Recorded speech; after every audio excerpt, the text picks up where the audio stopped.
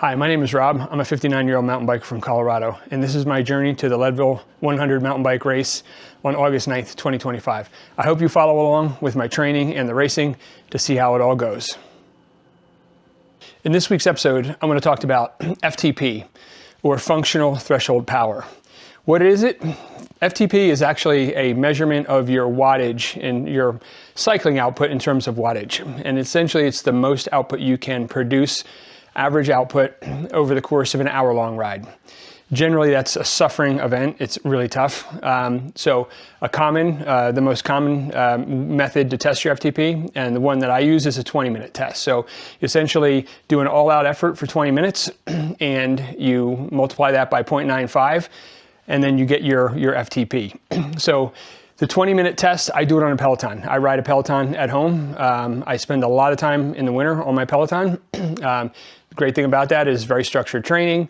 It's indoors. There's no environmental conditions to impact the effort, and it's very consistent. Unlike being outside on the roads. I live in Colorado, a lot of hills. Really hard to find a good 20-minute effort that's consistent and sustained. So I always do it on the inside on my Peloton, and I do a 10-minute warm-up followed by the 20-minute all-out test. I do it in 5 chunks of work, or 4 chunks of work, 5 minutes each, to get you 20 minutes. So I start out at about my threshold, and then I slowly increase my output each 5 minutes until I get to the last 5 minutes. And then those last 5 minutes, usually right the last 3 or 2 minutes, I'm doing some really high intensity efforts. And I keep trying to pull my average up from where it started all the way to the maximum what I got. So my last FTP test was March 18th of this year. So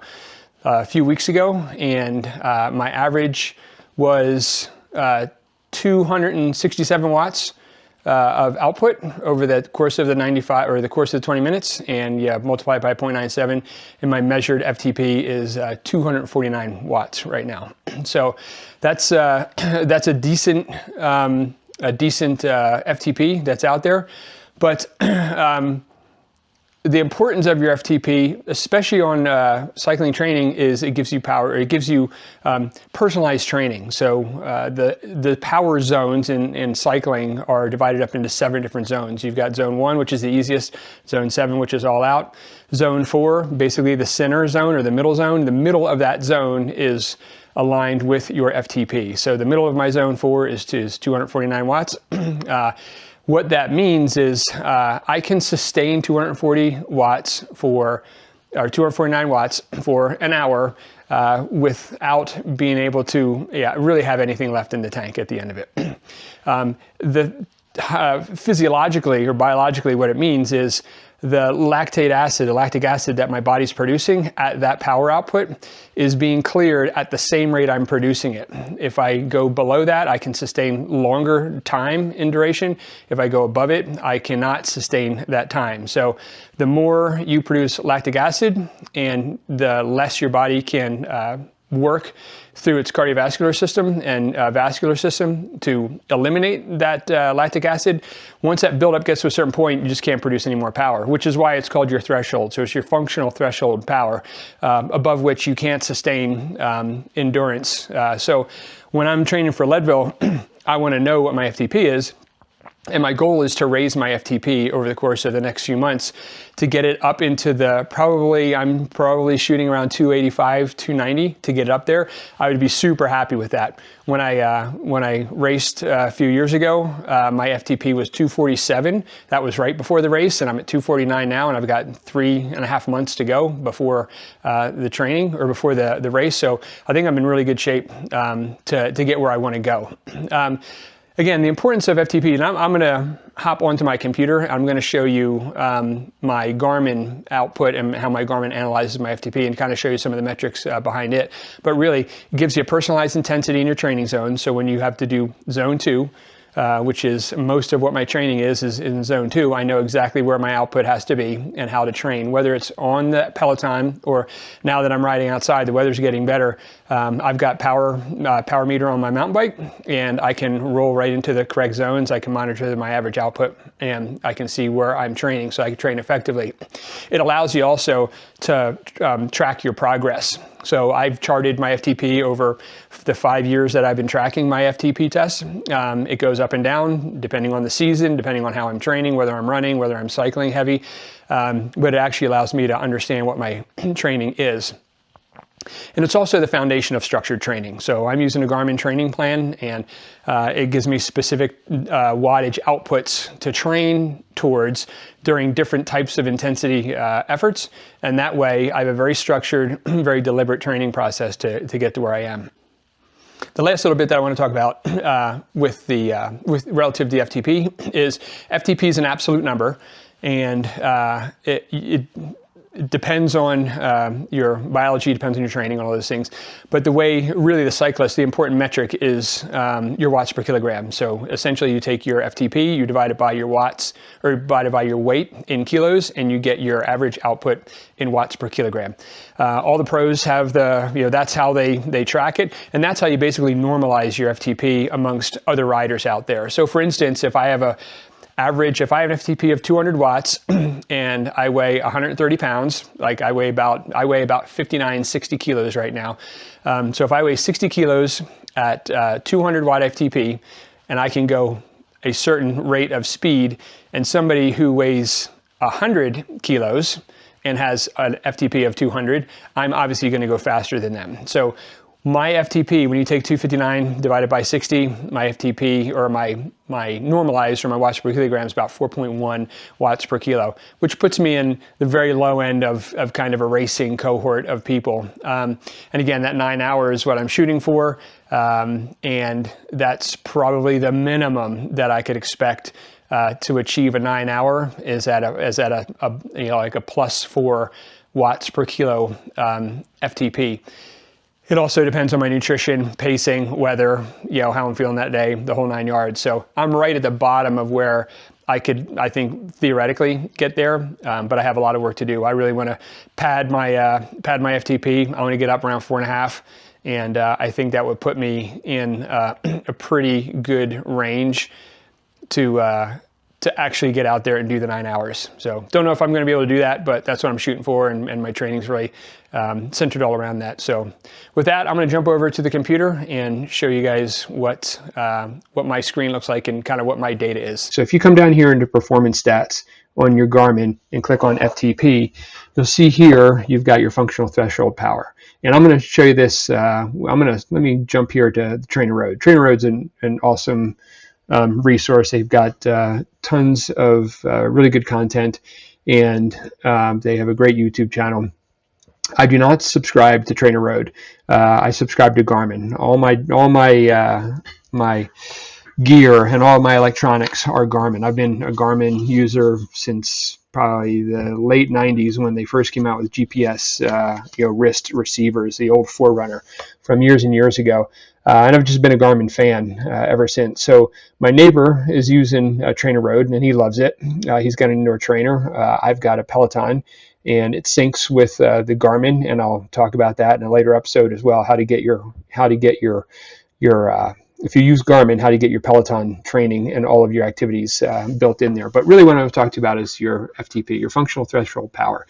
So what that is, as I was explaining earlier, it's the highest average power you can sustain for about an hour measured in watts. So it's basically energy production.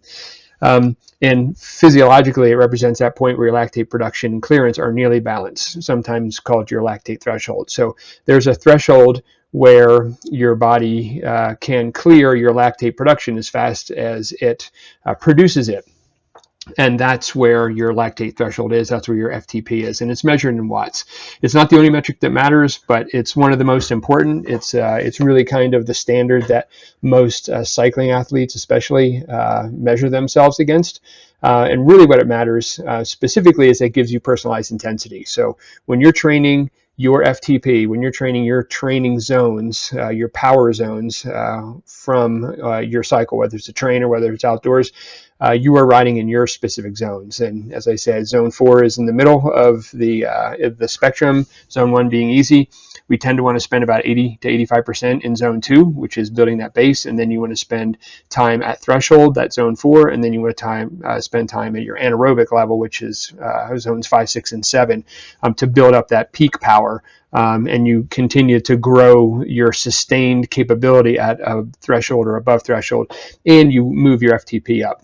So it allows you to progress your training. And I'll jump into my spreadsheets at another time as well and really kind of show you my history of my FTP and how that really gets measured as well.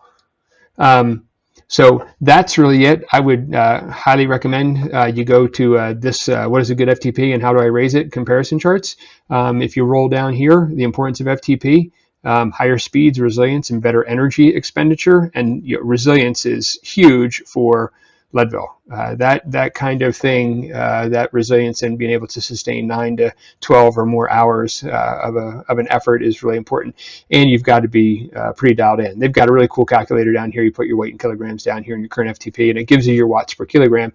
And then you can come down here and compare yourself to the other athletes that are out there. But if I jump back into my Garmin, and let's look at what my current FTP is. So on March 18th, I took an FTP test on the Peloton, and my average output for a 20-minute test ride was 262 watts. 95% of that is 249 watts. My previous FTP that I took back in the beginning of February, about 6 weeks prior to this one, was 245. So it was normalized 200, or it was reduced or 95% from my output at 245. So I increased about 1.6 watts over the course of 6 weeks. So it's not as much as I would have hoped, but I've been spending a ton of time at base and zone 2, not nearly as much at threshold or above threshold, because I'm really in base building mode with the Peloton.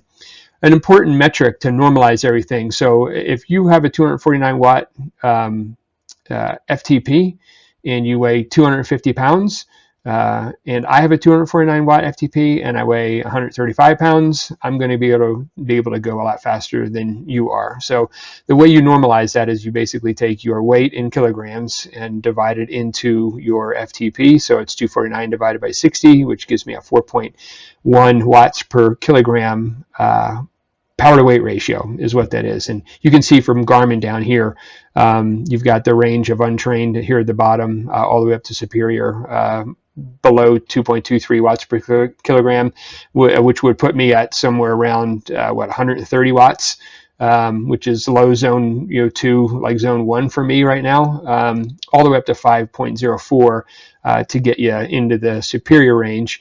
And that you get the 5, 6, 7s are where the pro riders are. But right now I'm in the right at the bottom of the excellence scale, and I think for a 60-year-old or 59-year-old, I think that's pretty solid. So I'm pretty happy with that, and I fully anticipate getting my FTP up. My goal really is to get it up to about 275 to 280. I think if I can get that far with my FTP, my watts per kilogram are going to be 4.5, probably approaching 5 on there. And that'll put me in great position to get that sub 9 hour on there. So that's where I am. Thanks so much for watching. I really appreciate it. Please subscribe and like and pass along to any of your friends who are interested.